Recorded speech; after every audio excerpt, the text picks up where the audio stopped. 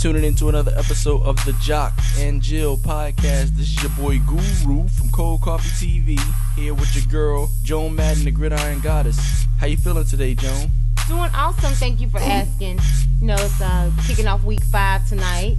An interesting divisional game between the Arizona Cardinals and San Francisco 49ers. So any day that football is on is a good day. You know what I'm saying? So I'm really excited about this. Yeah, looking forward to this divisional matchup, the NFC West matchup.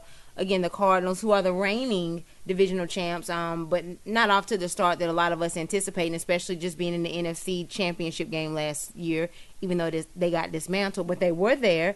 But again, they're not off to the start that we expected. And then they're playing the San Francisco 49ers, who are fresh off of a home loss against the Cowboys on Sunday. But another home game, short week for both teams, Guru.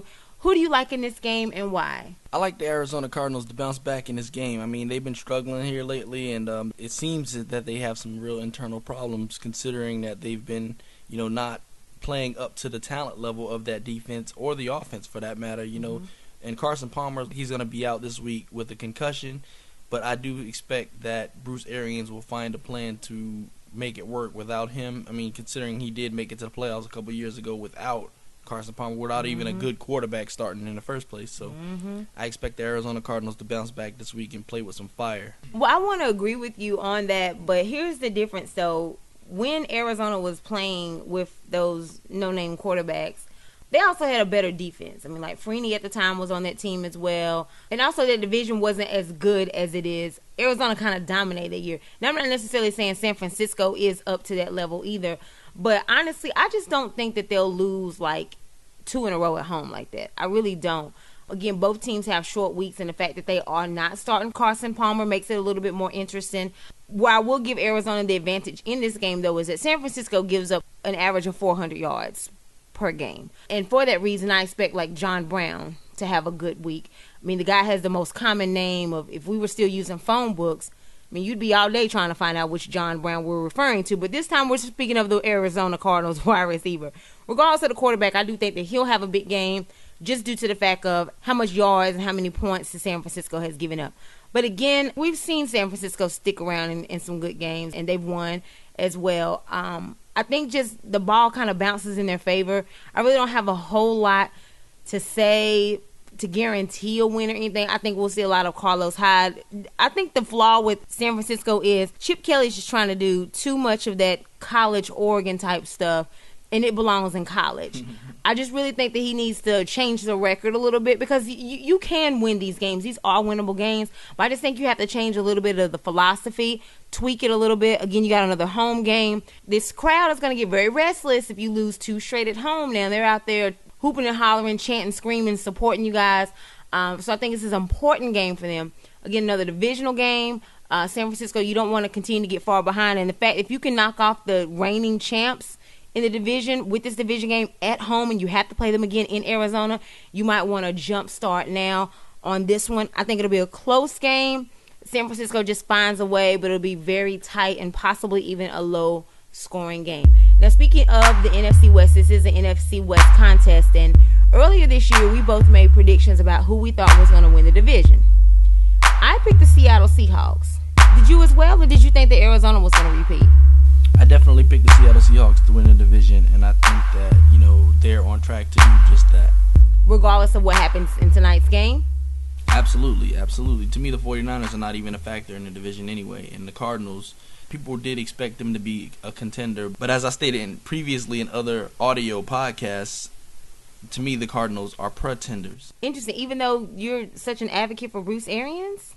Well, I mean, I think that Bruce Arians has done a hell of a job with the players and coaches, that he has. He's one of those guys that makes lemonade from lemons, but that team is just not better than Seattle. I just don't see that. I don't think they were better than Seattle last season, even though they had a better record. I think they just caught a break because Seattle opened the season without their starting safety Cam Chancellor, so they started off the season kind of giving up some yards, giving up some plays, and they had a distraction. In football, distractions are a big deal. Whenever a team has a distraction, it kind of causes the rest of the team to struggle sometimes. I think that was part of the reason why Seattle kind of just got dismantled during the season, and then even going through the season, they were matchups and games that they probably lost, that they should not have lost, and that they probably would not have lost had they had, a traditional training camp.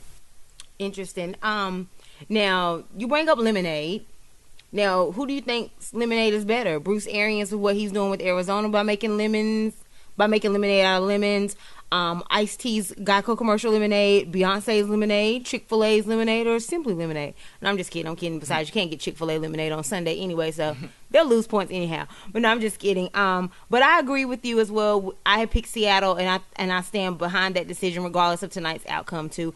Even with Russell Wilson having some injuries, I still stick by Seattle. I just really think that their defense is not the same defense as the Legion of Boom, but still I think that with Cam Chancellor being back, I just think the defense is still tremendous enough to be able to handle this division. Now, where I think San Francisco could make things interesting, and I know with all the political stuff going on, they don't want to start Kaepernick, but I think that Kaepernick is honestly would be the answer. The way he just handles pressure and everything that he's done off the field, this guy is awesome. Like just he doesn't crumble, he doesn't backpedal, he stands strong, and I think that putting him back out on the field will be the most interesting and the most effective decision that Chip Kelly can make. He probably doesn't want to do it and won't do it because it'll piss people off, but I think that it will get you some wins and make you more competitive in this division. So we're both agreeing and standing behind our Seattle pick that we made earlier this year, a quarter of the way through the season. We're still rolling with the Seahawks. We're not faltering from that, and so far so good. We look like we still stand a chance on being true in those statements. So moving on to the 1 o'clock games, and we'll start to talk about some of the divisions as well, our choices with the divisions here as we proceed. Again, a quarter of the way through the season,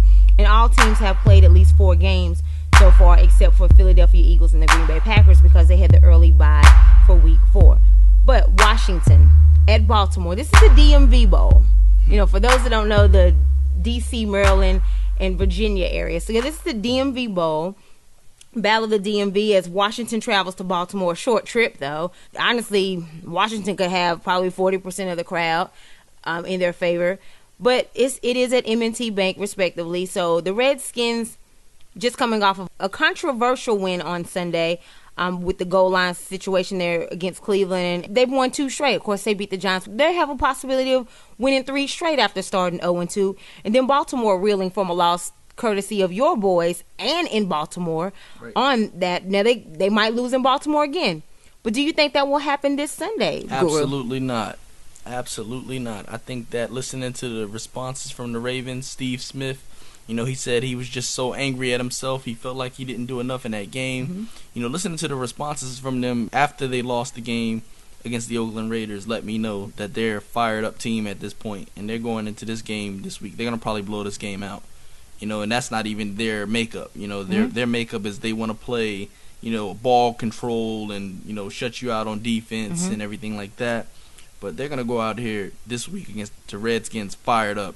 I almost hate it for the Skins, coming into this game. Now, mind you, Deshaun Jackson and those guys like that, they don't really particularly care. Like, your attitude doesn't mean anything on how they play. Right. But I'm not quite a believer in Kirk Cousins. I think that, you get back there and you hit him a few times. And this is a game, where, the Ravens are coming off a game where Terrell Suggs and Elvis Dumervil didn't even touch the quarterback. Mm-hmm. So, they're going to come into this game and be like, we got to correct that. Right.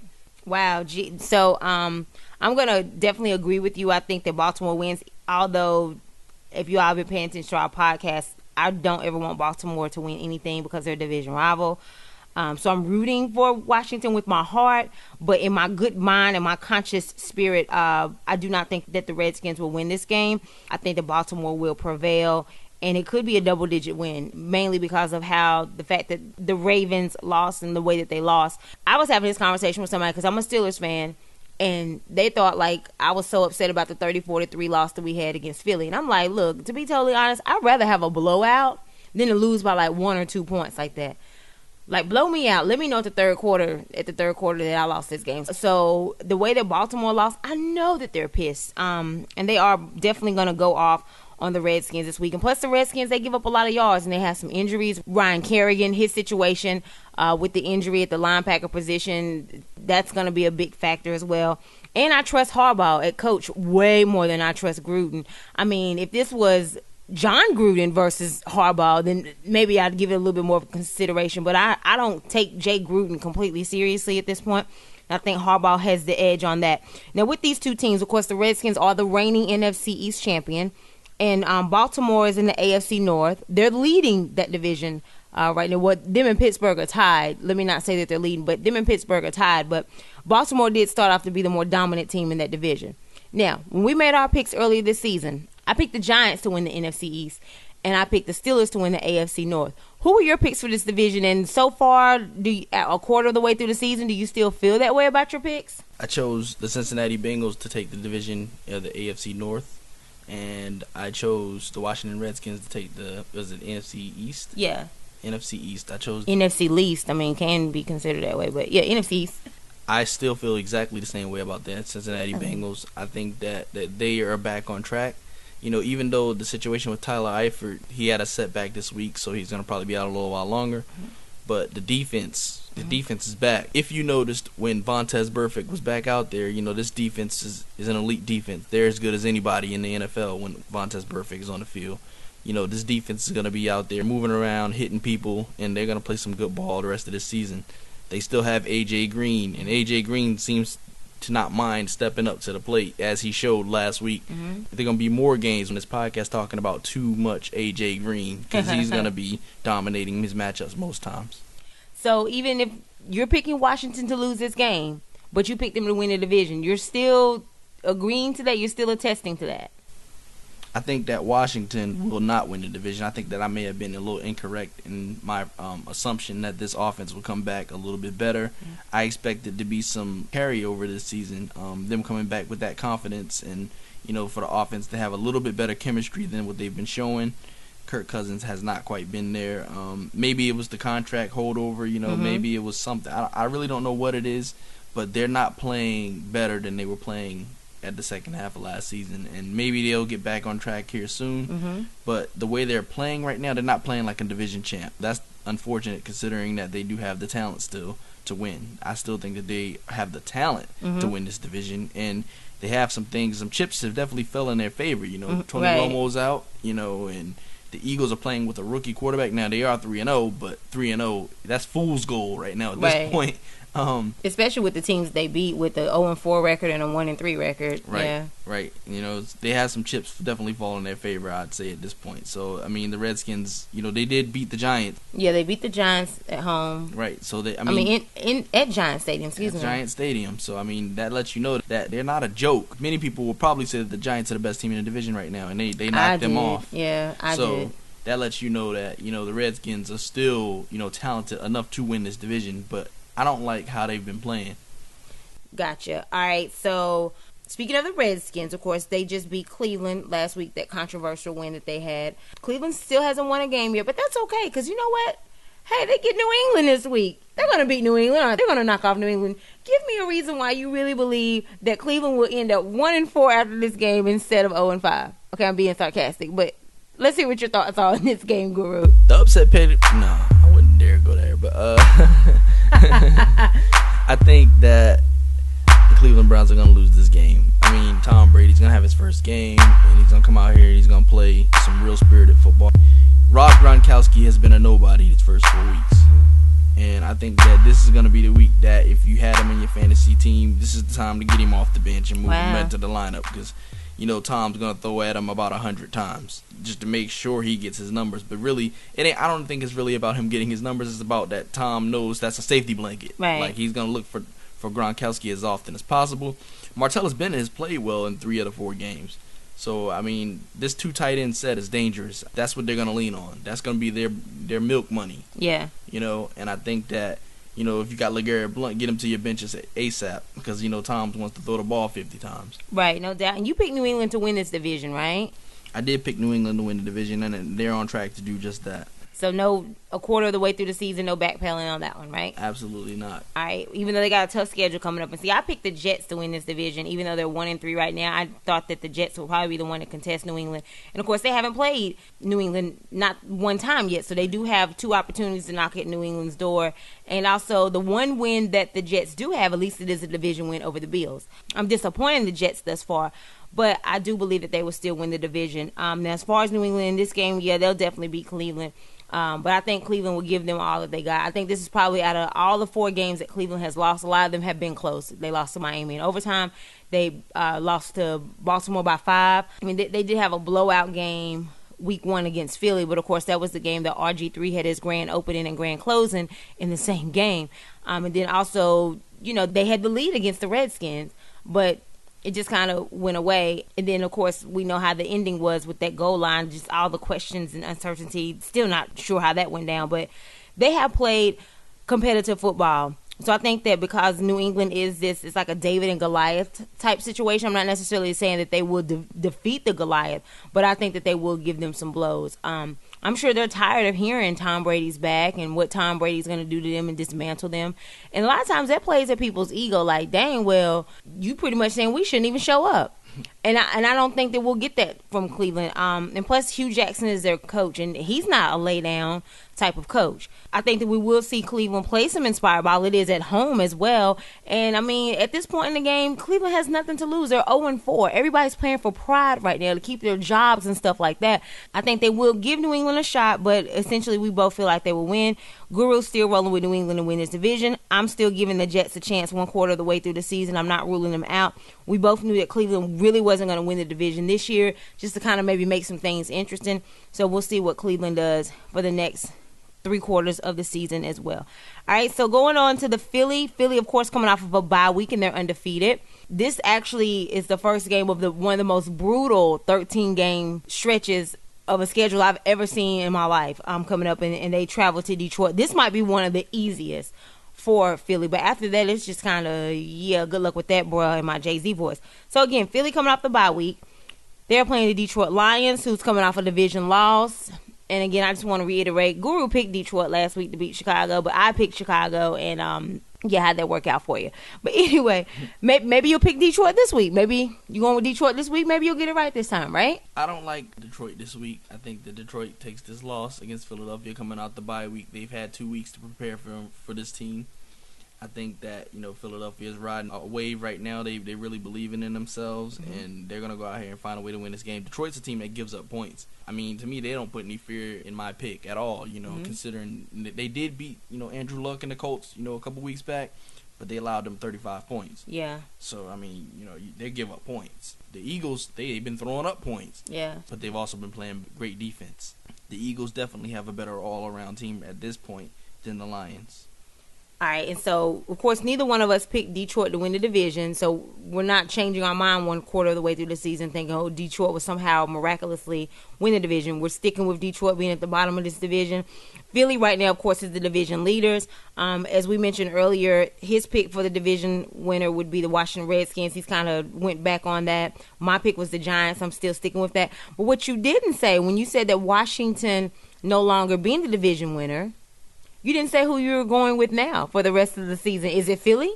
Absolutely not. What? Absolutely not. Not the undefeated team? I do not. I like the Dallas Cowboys. I think that Dak Prescott is building momentum as he goes. Wow. And Dez Bryant will be back soon. The offense is playing well. The defense is playing solid. I think that they're going to win this division this year.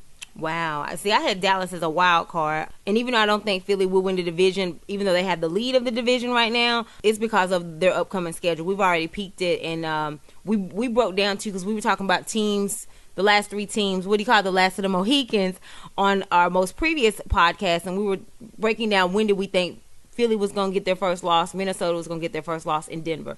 But once seeing their schedule, we saw multiple losses for Philly thereafter. So consequently, neither one of us think that Philly will win the division. But I do think I will concur with you. I think that Philly does win this game off of the road, having that additional week to prepare for it. Detroit, a lot of questions there. Of course, they lost Megatron in the offseason. They went and got Anquan Bolden, and they went and got Marvin Jones, who are doing pretty well. But their defense is still not completely fulfilled. I mean, Haloti Ngata is there, of course, but still it's not a complete package on the defense. So a little bit of uncertainty there, and I think Philly will placate on that and take advantage of some of those holes that Detroit has and expose them. and win this game on the road. Now, sticking in the NFC North, of course, Detroit's in that division. We're moving on to Chicago at Indy. Now, Chicago just beat Detroit to go to 1-3, and they're playing the 1-3 Indianapolis Colts in Indy. Interesting thing about this game, again, both of them were 1-3. But the thing, it's like, it's not even, with these two teams playing, the storylines aren't even about this game right now. It's about the questions with GM with the Colts. It's about where's Andrew Luck with this paycheck that he done got. What's going on with him? The safety of Pagano's coaching future. Going to Chicago. Will we ever see Cutler again this year? Jeremy Langford being benched and injured. Kevin White, who didn't even play at all last season because he got hurt before he even got a snap in preseason. Now he's on IR. John Fox, will he continue to be the coach? I mean, so the questions going into this game, nobody's even talking about the game. They're talking about all the other things away from the football field. But what we will do on this particular instance, now we didn't think that neither team would win the division, so we're not changing our minds on that. But they do have a game to play, and we will make our picks. So Chicago at Indy. Guru, tell me who you got and why. I think that Andrew Luck goes out there and plays a good game this week, and the Colts find a way to win this game, and then all of the hype on Andrew Luck comes back. All of a sudden, one game, people forget that he's been, just basically throwing up garbage points and yards, all these other games. This week, he'll go out there and he'll win this game, and everybody will be right back to, man, Andrew Luck's so great. Won't they do it? Won't they do it? But I don't agree that Andrew Luck is all that great. I never really thought that he was all that great. And it's not even a knock on Andrew Luck. Of course, that year, RG3 got drafted, and I'm sure Washington would love to have that pick back and maybe think, oh, we should have went with Luck. I get that. But the reason why I don't think Luck is that good is because Luck's theory and philosophy, he throws the ball 45 times a game. Like, where is the balance? Like, you're not going to give your running game a chance to help you win the game. Control the clock, perhaps. Things like that. Like, and a lot of times he's throwing the ball 45 times. He ain't even losing. Like, you're not playing catch up in this game. So I'm like, what is going on? I don't know if it's the play calling or him trying to be a leader in doing so. Maybe it's the personnel because their running game is kind of invisible at this point. But I don't know. I just don't like the schemes that he runs. And also just due to the fact that you're playing behind the legacy that is Peyton Manning. I mean, that's a hard pill to swallow. It's a hard act to follow. It's big shoes to fill. But I don't think it's resonating to him. I think he's so busy trying to, like, okay, I'm tired of being compared to Peyton or having to live up to it. But, honey, it's there. And then you just got this contract, too. Man, you better get up, get out, and do something real quick. Quick, fast, and hurry. Yeah, get up, get out, and do something, as I quote Goody Mob and Outkast there. But, yeah, dude, you got to get your life. You got to get it together. But what I'm looking at here, because Indy has such a Swiss cheese defense when it comes to stopping the run. They're like 18th against the run, 24th against the pass. And Hoyer is making really good decisions. Now, he's losing Kevin White, so that's going to be big. Alshon Jeffrey is still their big possession receiver. And then Eddie Royal, of course, he's finally healthy. So maybe Hoyer will get this done. Also, just due to the fact the rookie, Howard, he had his first career start and did well against Detroit. And because of the fact that he is playing a questionable, this is not a dominant Indy defense he's going against, I think that he'll do fine again. I think he'll give us another 100-yard performance. I think that Indy could, and Indy probably will win this game. But not so much about what Indy does, but just because Chicago's just kind of lacking coming in this game. Right. So I will give Indy a slight edge at home. Again, neither one of us thought that they were going to win their divisions, so we will proceed.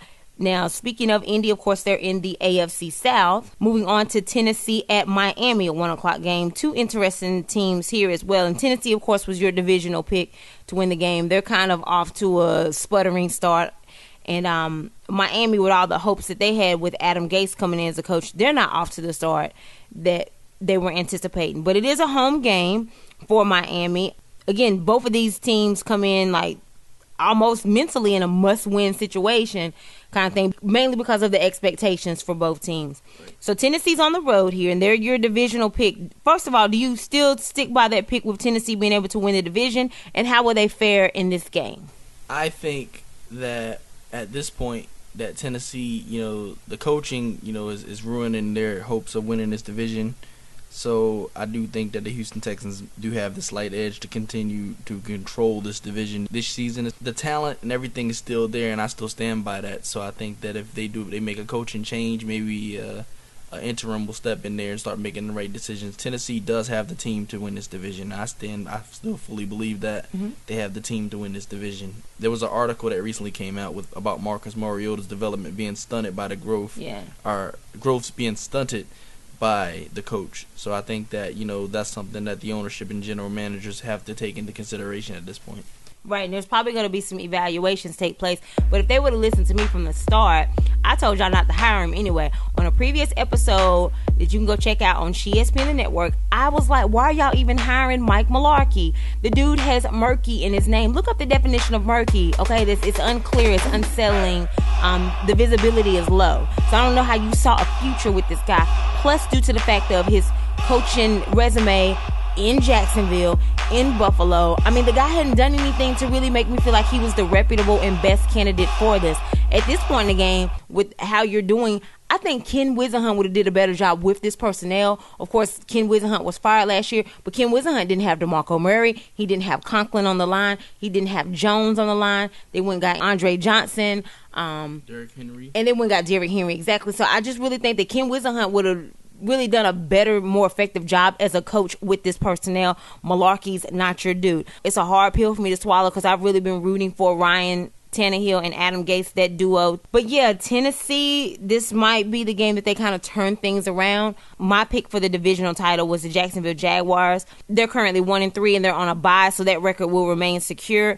I'm still going to ride with Jacksonville. I think the J.J. Watt injury in this division was huge for all four teams, honestly. And so, yeah, I think Tennessee wins this game. Unfortunately, Miami drops with another loss, and we'll be getting a lot of questions come for the future of Miami as well as a result. Now, as we've been talking about the AFC South, moving on to the reigning champions, the Houston Texans, coming off of a big division win at home last week, and of course the first game of the season without J.J. Watt, who had the season-ending injury, but they won that game at home.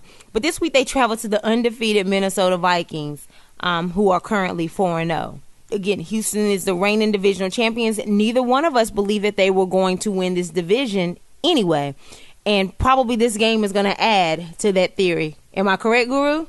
I personally think that, they were overhyped in the first place. And I agree with 100%. Like you said, we both felt like this team was overhyped. Now, J.J. Watt is an elite player. Mm-hmm. That doesn't take anything away from him. But when you look at, just some of the personnel on this team, Lamar Miller, to me, he got that big contract to be the tailback of the future and everything like that. I always thought he was overrated, and I'm going to stand by that. I don't think he's an elite running back in this game. I think that, Brock Osweiler got a big contract. Another big mistake. Because I don't think he's an elite quarterback in this game at all either. They're in position to win this division, and they're probably going to win it by default because the head coaching down there in Tennessee is throwing it away for his team. Right. But, this week they're going to go out there and they're going to get dismantled. And, it's just unfortunate, that they have to run into a buzzsaw like the Minnesota Vikings at this point. But, the Minnesota Vikings defense is elite. Houston's offense has already been one-dimensional. Right. Lamar Miller has not been that good this season already. They miss Arian Foster sorely. So, I think that Brock Osweiler is going to have to throw a lot. And to me, that sounds like that's right down the alley of the Minnesota Vikings. They've been getting to quarterbacks with no problem. Right. And I've also been one who's kind of been all over Will Fuller, the rookie. I've been on him like bees to honey, and I've been pretty accurate with my predictions this year about what games he would show up. Just a little fantasy nugget in advance. Do not start Will Fuller at this game. Do not do it. Now, of course, Minnesota, is good and stout as their defense is, the Achilles heel is their secondary. But when you got the front seven looking like the way that they're doing with Hunter and company, who cares? Like you're gonna make your secondary look like stars anyway. As a result, and I think that Will Fuller will probably get shut down this week. So do not start him if you have him, because Brock Osweiler is definitely going to get stunted as well. Minnesota will win this game at home. That's unfortunate for Houston, who a team, because of course it's going to just automatically come well, would it have been any different if they had J.J. Watt? And I don't think it would have. But these are the questions that they're going to be facing every game for the rest of the season, and especially because they are the division champs. But they will not get it done. Houston would, even though they had a big divisional win last week, they will snap that streak and will lose against Minnesota on the road. That's just too tough of a contest for them. If they want to use it as a moral victory, this could be like a measuring stick for them. Like, depending on how they play here, could kind of predict how well they do for the rest of the season, how tough and how competitively they play against Minnesota. Might kind of be like an omen of how the rest of the season could go for them if they want to use that. But otherwise, they will not come away victorious as they travel to the undefeated Vikings on Sunday. The last contest for the 1 o'clock games on this docket, and again, the way we break stuff down, we're just talking about the 1 o'clock games. For this one, we will resume the next episode and we'll continue with the rest of the games for week 5 and breaking them down. But the last one on the docket is the New York Jets, who I picked to win the AFC East. And of course, they're only at 1-3 right now, but they do have the division win already against Buffalo. But they travel to the Pittsburgh Steelers, who we just saw them just like they blew Kansas City off the face of the earth last week. Of course, getting a lot of their health back, particularly Le'Veon Bell. And it is another home game for them. So, Jets travel to Pittsburgh. And, of course, Jets got to have a sour taste in their mouth because last year the Jets had a chance to go to the playoffs. All they had to do was beat Buffalo. But they didn't do so. So, regardless that Pittsburgh won Week 17 last year, all the Jets had to do was win and they were in. They would have sent Pittsburgh home. So, you're playing the team that you kind of gave a gift to by letting them get in the playoffs because you lost. Do we expect another gift from the Jets in Pittsburgh on Sunday when they take on the Steelers? I feel a lot like you when it comes to admiring the Jets' talent. Mm-hmm. They've been a disappointment thus far this season, considering that they're 1-3. Mm-hmm. I do expect for them to turn the season around at some point, but this won't be the week. Wow.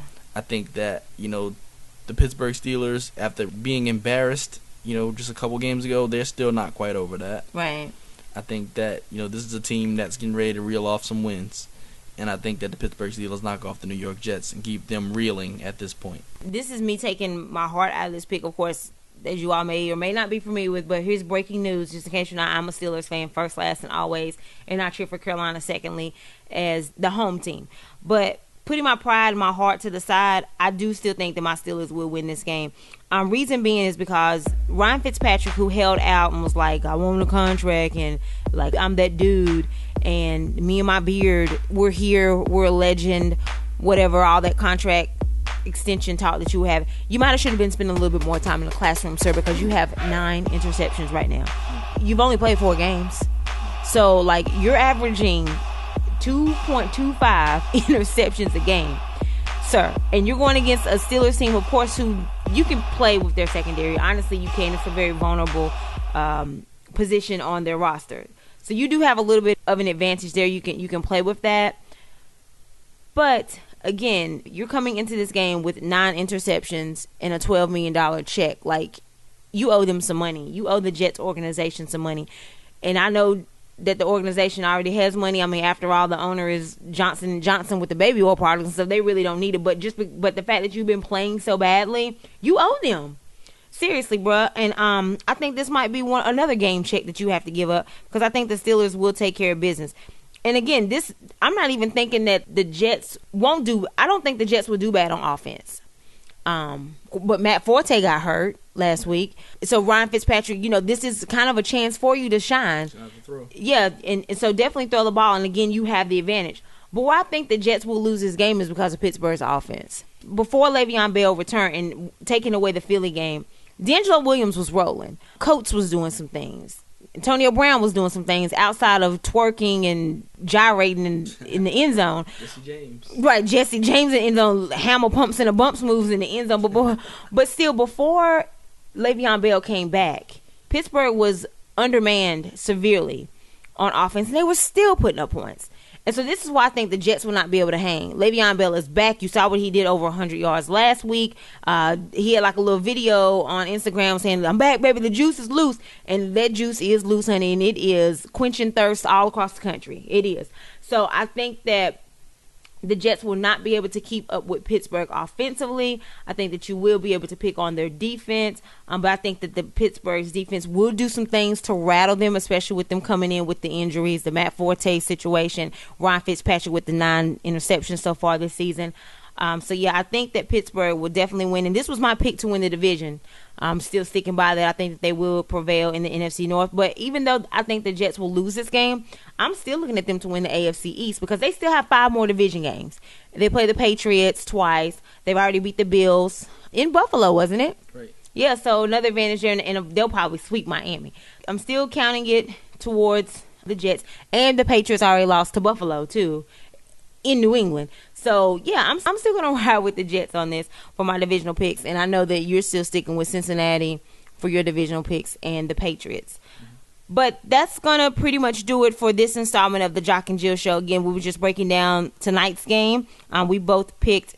We had a split on that. I kind of gave San Francisco like a little upset pick. I kind of gave them the benefit of the doubt on this. And, of course, the Guru picked the Cardinals. Then we broke down our 1 o'clock games. We had some split decisions on that.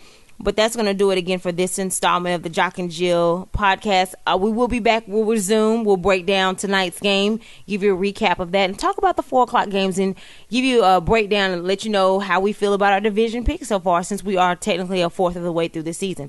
But Guru, anything going on with you? How can the people get in contact with, these little beats that you keep hearing with the transitions? These are sponsored by the Guru. Yeah, no doubt. So when you need beats, productions, bar mitzvahs recorded, weddings, photography, the guys got you. So yeah, let them know how they can get a hold of you, Guru. Follow us at Cold Coffee TV on Twitter. Like us at Cold Coffee TV on Facebook. Subscribe to us at Cold Coffee TV on YouTube. Be sure to check us out. We're now on SoundCloud. Be sure to check out the weekly interviews and some of the things that Joan Madden has going on in terms of the Jacksonville, weekly interviews in the weekend. Because, a lot of these things that she's been, talking about on these radio podcasts, and these radio shows have been coming right to fruition. So listen close because you're getting schooled by the greats. No doubt. That was great. Absolutely. This guy's really modest. Like I said, he does these beats. He does photography, bar mitzvahs. If your child having a hula hoop contest and you want some footage for that and some great editing, he got you covered on that as well. Real quick, because we have been talking about week 5, just want to throw out another little tidbit, especially for the fantasy football guys. Do remember, in my DJ Clue voice, Jacksonville, Kansas City, the Saints, and the Seahawks are your bye week teams this week. So those are the teams that are not playing. Do not look for those teams, and if you have some adjustments to make with any of those rosters, you need to do so and do so now. NFL week 5 kicks off tonight, so yeah, definitely make those adjustments if necessary. And as far as your girl Latasha Miles, aka Joan Madden, the Gridiron Goddess, I can be found on Twitter at she_SPN, at she_SPN. Again, that's on Twitter and IG. On Facebook at Latasha Joan Madden Miles. Again, Latasha Joan Madden Miles on Facebook. I have a YouTube channel, which is SheSPN the Network. Again, SheSPN the Network on YouTube. And I have a book out entitled When Football Season Turns You Into His Side Chick, The Ultimate Survival Guide for Relationships and Households During Football Season. It's available right now. Stat, pronto, o ahorita, immediately. Matter of fact, happy birthday to the late, great Bernie Mac, as I said, the immediately thing. But yeah, birthday was actually yesterday. So yeah, happy birthday to the late, great Bernie Mac. But yeah, all that. Books available immediately on CreateSpace and Amazon.com. So we appreciate any of the support, constructive criticism, comments, likes, shares. Hit us up. We're available for you. Thank you again so much from the bottom of our hearts for your love and support. All right. That's going to do it. Hope we entertained you all and drop some knowledge for you all as well. Definitely want to enlighten you. And catch us on the next episode. And we're out. We're out. We're out.